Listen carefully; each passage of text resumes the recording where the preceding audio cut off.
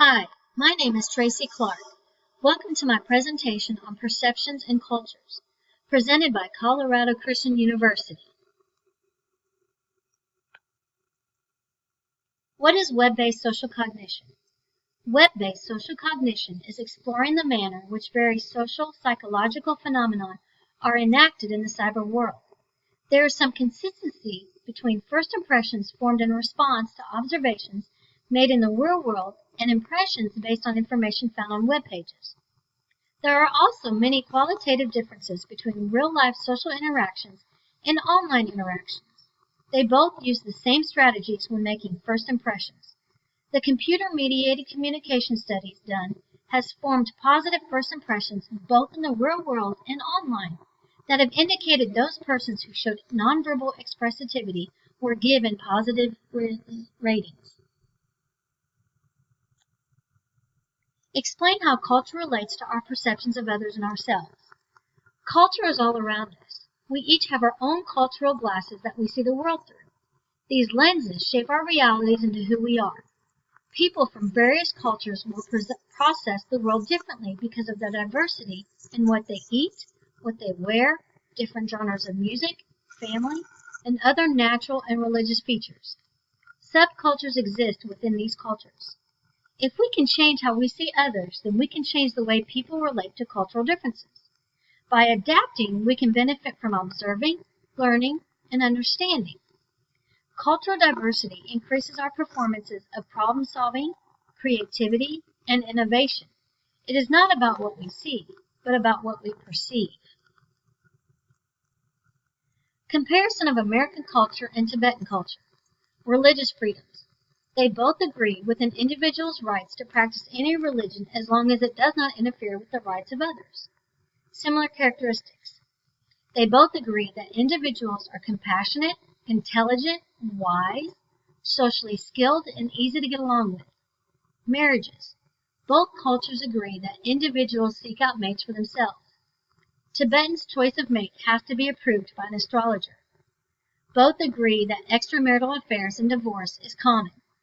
Monogamous relationships are most common, but Tibetans do have polyandry and polygamy relationships. Gender. Both cultures agree that women are generally considered equal to men, except in the central Tibetan government, where no women are allowed. Contrasting of American culture and Tibetan culture. Medicine.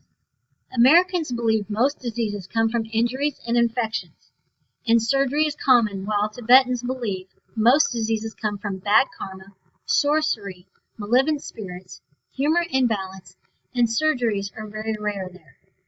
Death. Most Americans bury their dead, mourn, and feel that the person's soul has gone on to the afterlife. Tibetans dispose of their dead in a way that is chosen by an astrologer and have ceremonies to help guide the dead to a rebirth that is favorable. Etiquette.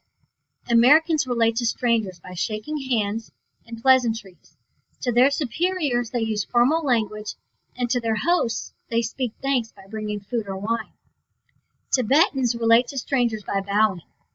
To their superiors, they use a thumbs up, tongue out, and use official titles. To their hosts, they give a gift of a white scarf. Weapons. Americans who carry concealed weapons without a permit or license, it is illegal. Tibetans, it is legal to carry any kind of weapon for all classes, but most carry knives for tools. Travel. Americans' travel is very common for work and vacation, and is fast and safe. Tibetans will travel for work and religious purposes, but it is very slow and full of dangers. If one survives these dangers of travel, it gives them bragging rights. Some things that surprised me. This culture is under threat from mass Chinese immigration and the strict control of all impressions of Tibetan culture and national identity. Simply possessing an image of the Dalai Lama can result in arrest and torture.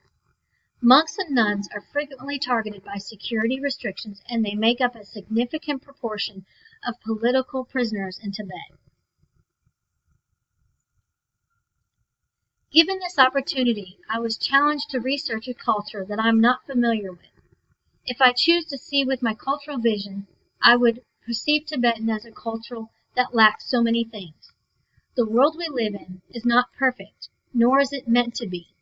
It takes people that are willing to see things the way others may see them, and to have a realization that we are each meant to help one another.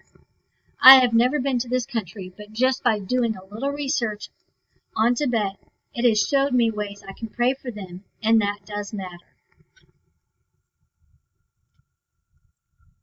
A nation is more than a state, which is more than a tribe, which is more than a clan, which is more than a family.